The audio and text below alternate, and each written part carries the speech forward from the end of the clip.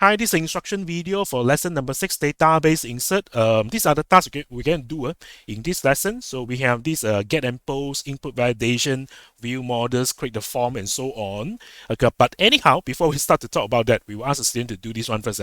Fresh message. Okay, to display message by using temp data, exactly same as how we did it in the previous semester. Okay, the message can only be shown for one time only. So that we can display message like record inserted, record deleted, and so on. We also ask the student to program very simple CSS animation. So I already have the project open in Visual Studio and run it already. So this one's data files folders, EWA-06. So this is the result, the default result. Okay, in text page, we have this division. Okay, on top, this is going to be our fresh message law. So right now, nothing happened. Okay, only have hard-coded string. Okay, this one is actually in the layout file. So I open out my layout, share layout.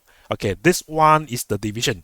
Okay, division class info. Okay, right now hard-coded with to do. Later we'll modify the text in the middle so that we read string from the temp data storage. Okay, but we talk about styling first. Okay, we want to make this fresh message having animation. Okay, it's going to fade in and also drop from top to the bottom, then move back up.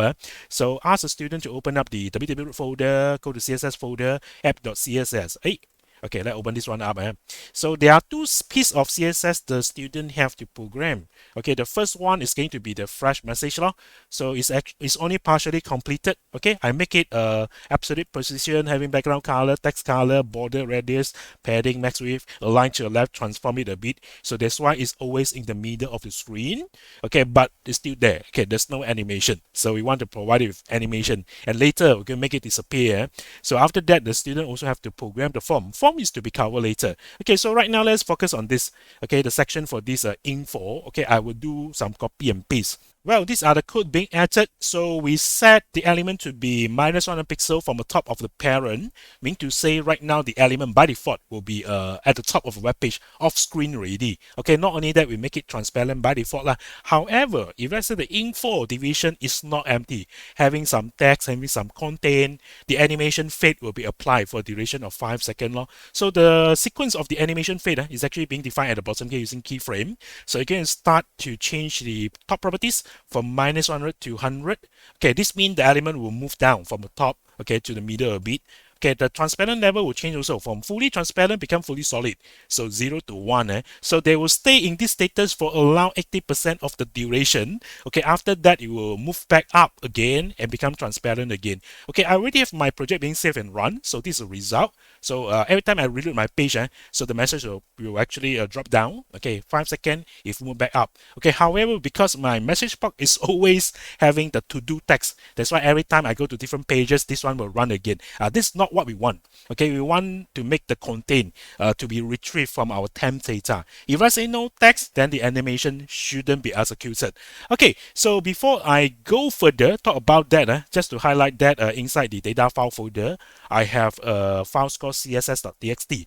Okay, just in case you want to save time, you can ask the student to copy and paste from here. Okay, fresh message. Okay, these are the CSS on which I copy and paste just now. Okay, if let's say you have enough time, you can ask the student to type. At the same time, we explain to the student what's going on. So let me close this one. Okay, and let me go to the notes also. In the CSS code, I'm using animation shorthand over here. The first one represents the animation name. The second one is animation duration. Definitely, we can also write all these properties individually rather than using a shorthand. But shorthand is much more easier to program, right? Okay, rather than typing so long. So there are others value that the student can provide. Okay, if let's say they want to provide timing function, they can provide it as a third value. Because I'm taking a default, the default value is actually is. So that's why I no need to provide them. Okay, the default value for delay means to say how long we want to wait for the animation to start. By default, it's no delay, 0 second. So I want to take default value, that's why I didn't provide it also. Okay, interaction count by default is going to repeat for 1 time. Okay, we can write 2, 3, 4, 5. Okay, represent 2, 3 times, 4 times, 5 times. The number of times the animation is going to run. Okay, or if let's say you want to make it run forever, we provide the keywords infinite. Then followed by direction. Okay, normal direction is the default. This means that the animation will start from 0 to 100. Okay, reverse means 100 back to 0. So the sequence will be different already. Okay, then also field mode, the default value is none, and also play state, the default value will be running. Okay, for this one, if a student want to find out more, they can always refer to online tutorial. So in the data files folder, I also provide this CSS animation link, which bring them to the W3 School CSS animation tutorial. They can research more from there. Okay, we no need to cover too much for this one. We focus on programming. Okay, this one is done already. I'm going to close my CSS. We'll come back to this file later. So right now, let's go back to layout. Okay, the message will be always displayed because we not yet remove the hard-coded message. Okay, what we want to do is that we want to read the message from temp data. Okay, so that's why I can modify this line, become temp data. Inside, I will just call this temp data. I'll give it a key. Okay, any key will do. I will make it capital info. So next time we want to store any data, display as fresh message, we put it inside temp data info. Yeah. Okay. By default, everything that we display on the screen by using this method, they will be HTML encoded. Which means if I say I want to display some HTML element inside my message, I cannot do that because they will be encoded. So if I say we want to allow HTML message, HTML element to be shown inside the message, we have to run one more command, HTML raw.raw. Okay, this to tell inform C# that, okay, please do not encode my string over here so that I can type HTML element. My HTML element will be retained as is it.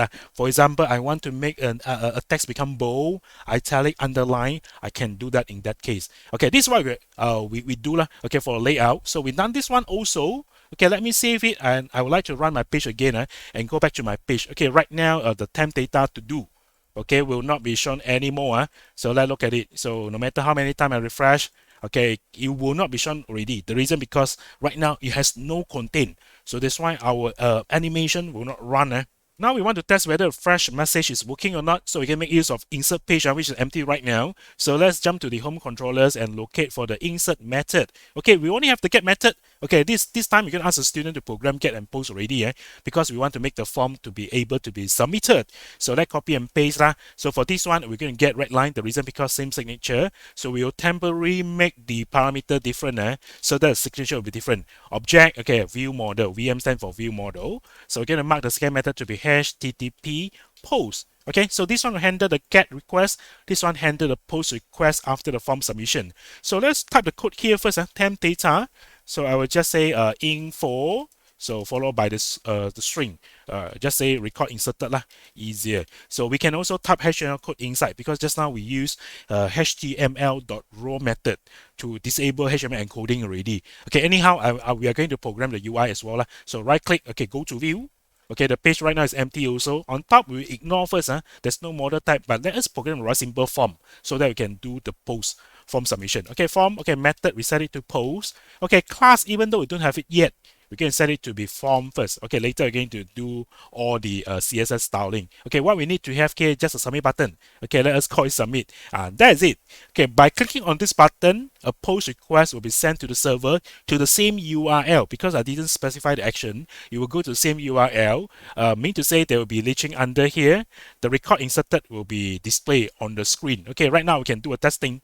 Go to the insert page, click on submit button. Yes, we got a fresh message there already. So it's implemented by using temp data. Temp data is actually for one-time usage. After you read the message for one time, it will be reset. Okay, it will become empty again. Now we want to move into database insertion already. So we want to allow user to be able to insert a new student record, provide the ID, provide the name, select a gender from radio buttons, either female or male, and also select a program from a drop-down list, similar to how we did it in the previous semester. Okay, except this time, we are going to create a view model for the student to capture the input rather than using the domain model, using the entity class. No, we create view model for it. So let me go to my Visual Studio.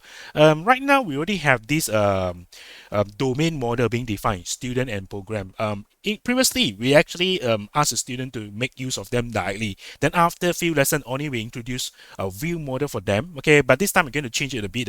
So I would like to make this domain model stay focused with this database definition. Okay, I don't want to mix it with the input. I don't want to mix it with the validation rules. So we don't touch the domain model. Okay, whereas we create a separate view models for the input purpose.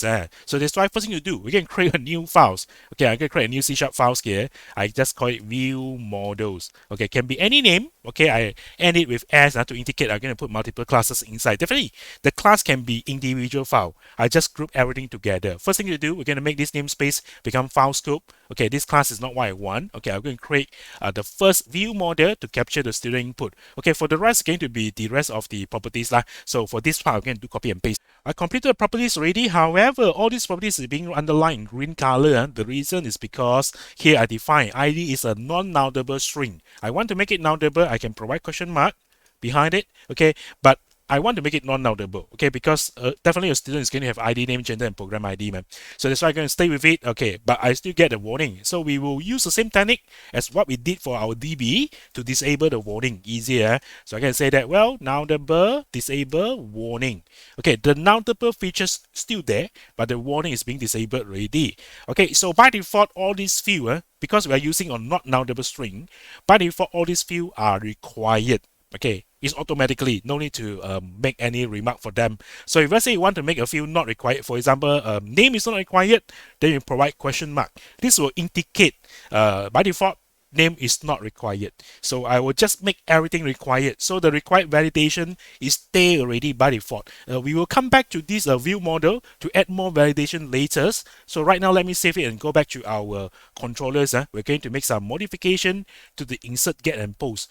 So let's look for the insert page. Okay, this is the one, insert. Okay, for insert, not to forget, we want to display the drop-down list, so we need to have program data also. I will do just how we did last time, create a view back for it. Okay, I will just call it program list. Okay, get it from a new select list. Okay, for this select list, select from the auto suggest, and the import will be added automatically. So I select from the auto suggest, press enter. Okay, if let's say we try to drag up to the top, so this line is being added, line 2, MVC rendering. So the select list is actually coming from this package. So it's better to select so that we don't need to add the using statement manually ourselves. Okay, right now we're going to say that for the select list, going to get all the data from DB program. So the value field is going to be ID, whereas the text field is going to be the name. Sorry, it's not text. Done already. So just like how we did last time. So view, no need to return anything. So we also complete the get, the post method as well. Get, okay, we return an empty form with program data to populate the drop down. The user submit it already. We have to capture the input. So we already have the view model. So here is going to be student VM, student view model. So let us just test it whether the model is valid or not. So if model state dot is valid, same as last time, okay, but this time it's going to be a properties, is valid. So we move this one inside, okay. So, and also last line, we have to regenerate our view back as well, because the view back will lose.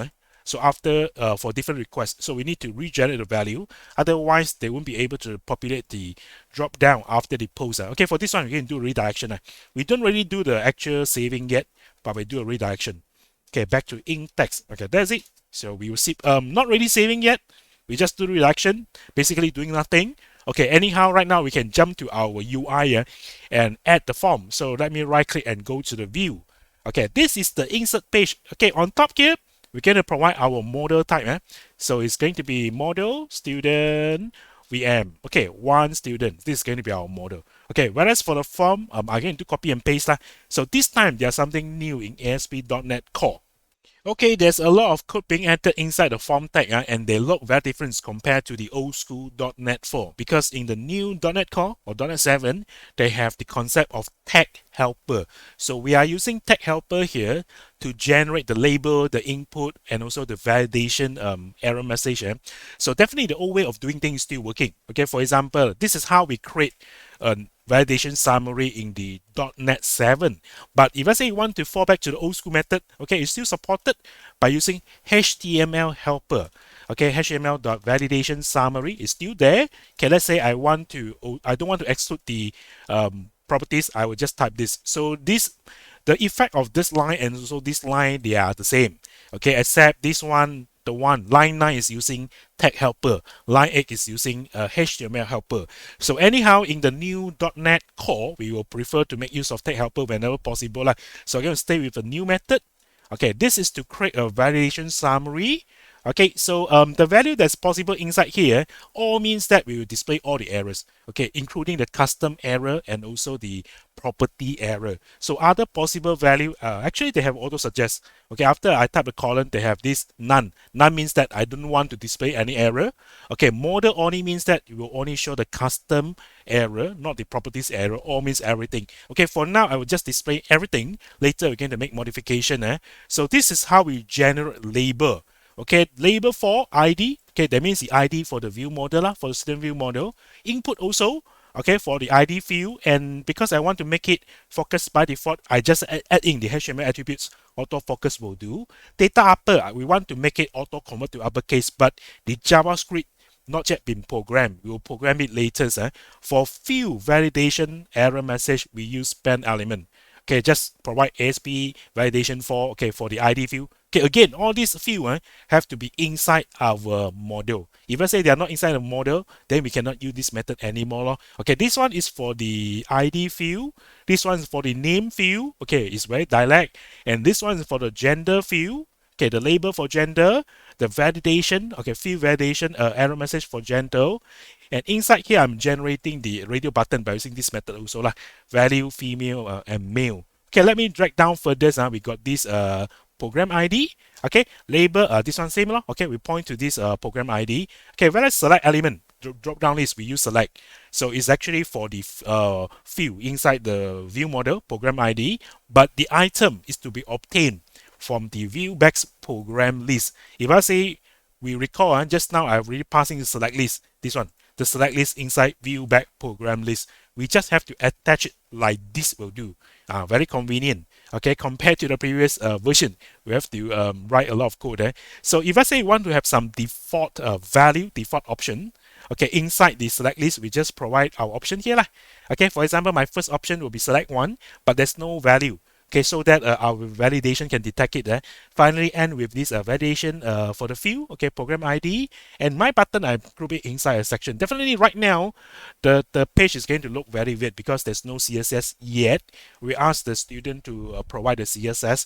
That you can ask the student to actually program it together with you, or you ask them to copy and paste if let's say you want. So if let's say I try to do some testing right now, if let's say I hit on submit button, you can notice that by default required validation is there, okay, because of the nullable reference type. So by default, all the fields are required already. Okay, so reset is definitely is not working because we need to read the page. The JavaScript code has not been written. But anyhow, let us focus on styling the page first. Well, let's open the app.css file. So drag down to the very bottom, we'll be able to see the form section, okay, on which we got to do over there. So I will do copy and paste, but before I do that, so I would like to highlight some special class name. So for this view validation error, this one will be added to the individual field error message.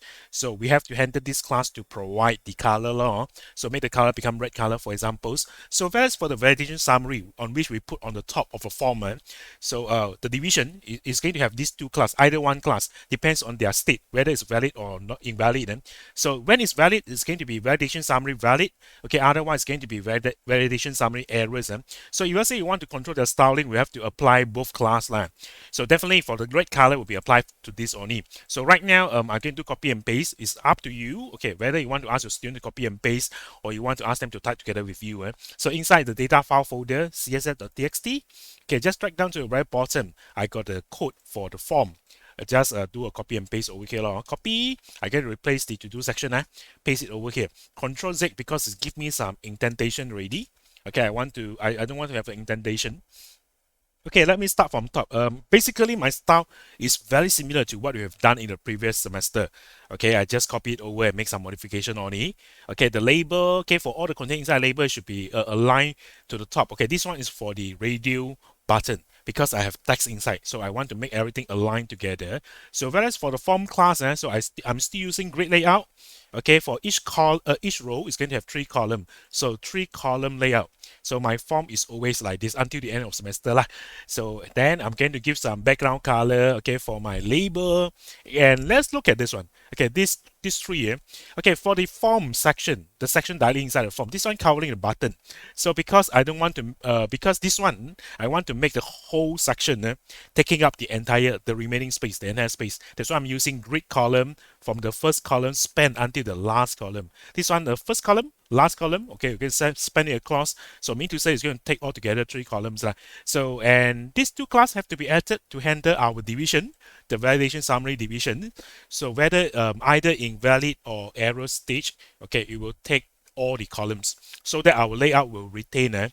So whereas for this one is to handle the UL element inside the validation summary, because all this error message will be shown as UL element.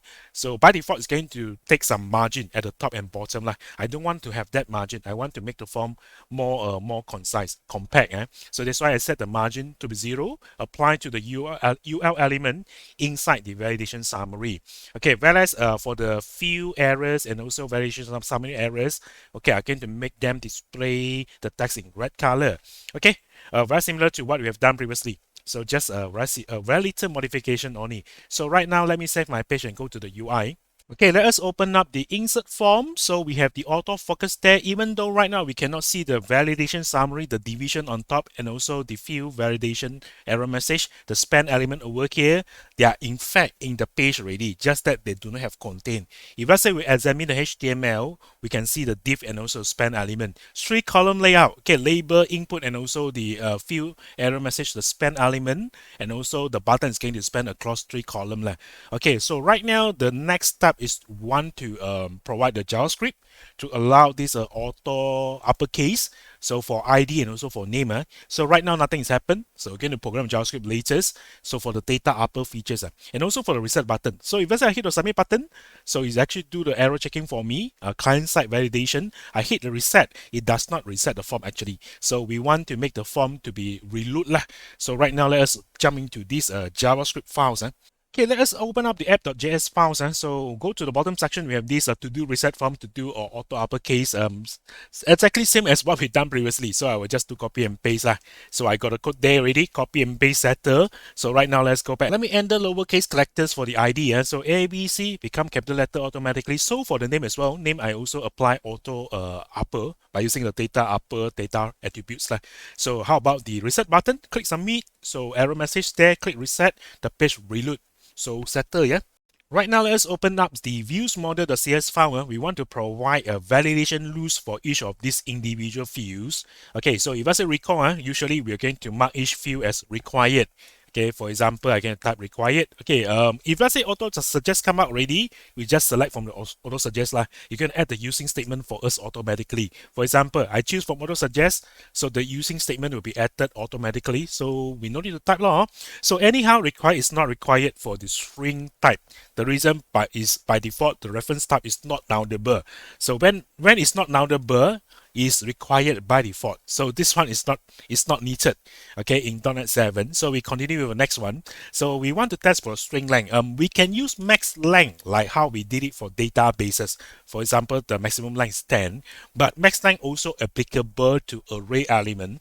And the default error message will say that the field ID, okay, must be a string or an array. Okay, not max than 10, which is going to be varied. So that's why for validation purpose, when I deal with string, I will stay with string length.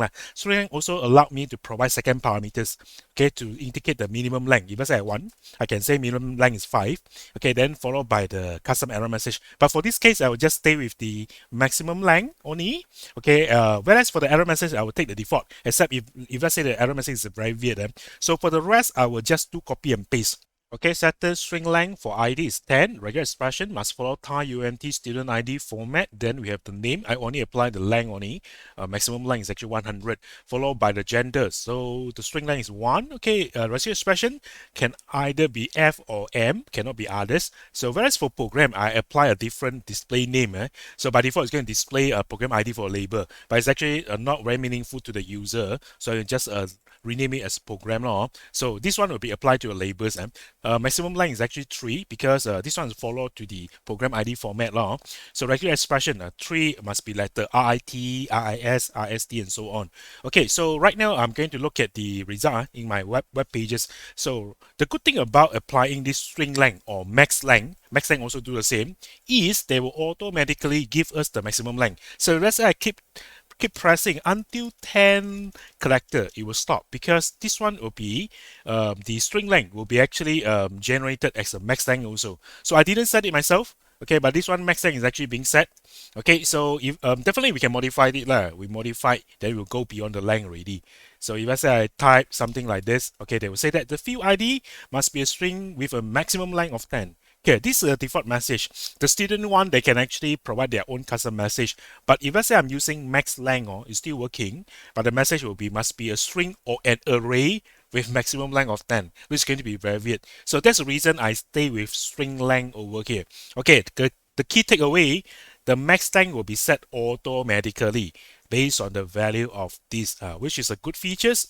Okay, so whereas for the rest, I think shouldn't be any problems now. So I'm going to just close off. Okay, I will talk about remote validation later. So right now, let us talk about the insertion first. So I'm going to jump to these home controllers. Okay, we focus on this post method.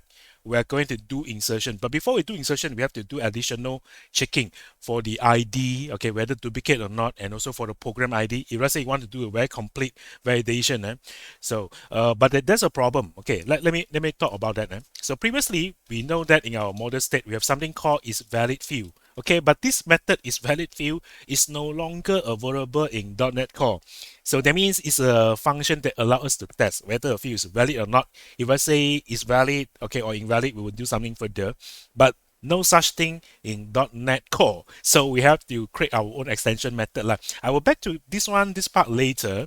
Okay, right now we will go to our files and extension file. We want to program, we want to create extension function that can tell us whether a field is valid or not. We do not have these features in .NET Core. So let's jump to this extension.cs. Okay, there's a to-do over here. Okay, again, I was still doing copy and paste. Okay, I've created an extension function called isValid. I didn't call isValid field. I just make it shorter. IsValid. Then we're passing the key, the field ID or the field name. So the object we want to extend is called model state dictionary. I just call it MS over here. So the way that we want to get whether a field is valid or not at that particular moment is by calling the model state object get field validation state, passing the key or the field name, then we compare it against model validation state valid. This is going to return a true. If I say the field is valid. Okay, by the way, if I say we select this one, model state dictionary from the auto suggestions, okay, this using statement will be added. Okay, if let's say we do not select from auto suggest, then we have to type it manually. So we got an extension method ready. Okay, let me go back to the home controller. So right now for this to-do section, I'm going to provide skeleton for this one. So for example, this one, I want to test a model state. Okay, model state object. So I want to test whether the ID field is valid or not. So we supplied it. So it's actually calling our extension method. So ID field. So capital letter is matching our model name. So I just do open and close first. Provide skeleton first. So I will do the same. Okay, it's valid for the whole things. If I say I call it as a function, it will do on individual field based on our extension function. So here I'm going to test for this program ID. If I say program ID is valid, okay, I will do further checking. So for the rest of code, I will do copy and paste. Okay, so the first one, if let's say the ID field is valid, then only we will go to the database and check, do we have any record with the matching ID? If let's say yes, that's the problem, duplicate ID, just like how we did last time. So for program ID also, if let's say program ID is valid, then only we will go to the database to check. If let's say we do not, there's a not in front, we do not have any program with the matching program ID, then we know that this is a hack. Okay, it's an invalid program ID. So we reject the user by adding these additional errors to our model state. So then only we test whether the model is valid or not. Okay, for the section over here, we're going to do the insertion. So that's why I'm going to pause my video again. Okay, because we are using view model here, that's why we need to create a new student object over here. So supply the ID name, gender, program ID, then making use of dbStudent.add. Finally, not to forget to save changes. Then it should be added to the database with the temp data or the fresh message being displayed and redirection back to in-text. So I already compiled my code so I can run it for one time. XXX. Okay, I'm going to provide the name ABC.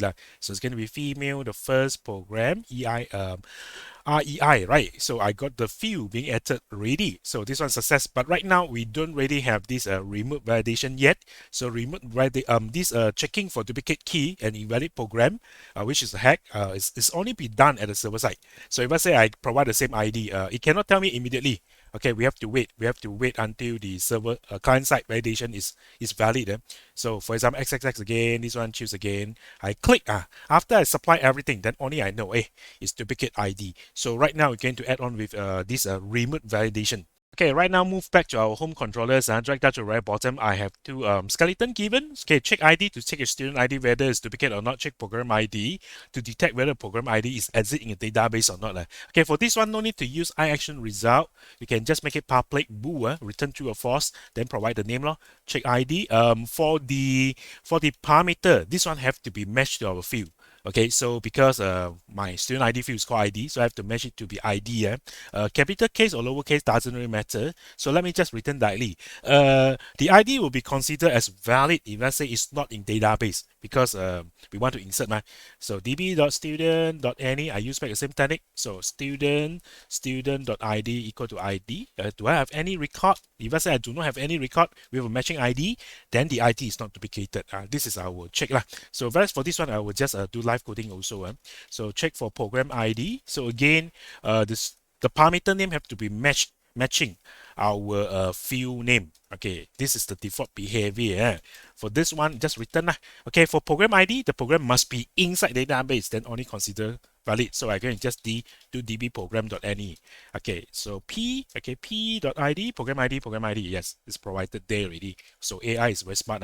So now I got these two methods, check ID and also check program ID. Then I go to my view models, same as how we did last time. Okay, I'm going to supply it as the last attribute over here. Okay, the key is called remote. Okay, a new library will be added after we type it. So remote, just select from here, press enter. So this Microsoft ASP.NET Core MVC will be added. And this remote is only working for JavaScript validation, client-side validation. Okay, when we run it as server, it will not work. It's only for client. So what we supply here is going to be the action name, okay, the controller, which is home, okay, and also error message. For the error message, I will just say duplicated field name, duplicated ID. Okay, I'm going to use placeholder over here. So this one done already. Okay, I will just copy and paste. Do the same for my program ID, which is located under here. So I'm going to just match it. Check program ID, home, error message. This one will be invalid program ID or invalid program. Okay, it will return me program. The reason because I got this display name program. So the end result will be invalid program. So good enough. So I'm going to run my app for one time. Okay, let me do a testing 00xxx000. Okay, press enter. So it will tell me duplicate ID. Okay, my form is not submitted to the server. It already tell me duplicate ID. So whereas for the program, this one tedious a bit, we have to do some hacking. So for example, I have to inspect the element. So under here, I look for the option. Okay, let's say REI, I change it to XXX, which is invalid. Okay, right now I choose REI, which is going to be XXX. So I hit submit, it's going to tell me invalid program. Just now it's already tell me invalid program, so it's actually immediate. So good things. So do a reset. Okay, well, for this, one last thing to do is this one. We don't really want to show both. So if let's say we already show the field validation error message, then there's no point to show the one on top. So we just modify our properties will do. So we go back to our insert HTML page. So this is the one. Okay, insert. Okay, so go on top, hit this one. Okay, we don't show all. Okay, we will only show custom error message. For that, we choose model only. So which means properties error, they will be displayed over here. Only the error that's not attached to properties, they will shown in this validation summary. But for development purpose, it is good to make it all first. Okay, just in case we miss out any field. We leave it to be all. Okay, after we've done the programming already, and then we come back here and make modification. It's good to let the student away because sometimes if let's say you do not have the field error message and the error happen, we cannot see it. So that's why we make it show all first. Okay, once development done, okay, without any issue, we move it back to model only. Then only additional error message which is not attached to any field will be displayed on top. So this is the end result that we want. So let me demonstrate one more time. Let me click on the submit button directly. So the validation summary is no longer being shown on top. Okay, so let me try to insert new record again. 00xxx00001. Okay, and the name I call xxx lah. So female, choose a program. Okay, software system development, submit. So we got the record being added. No issue. So in the next lesson, we're going to do database update and also delete.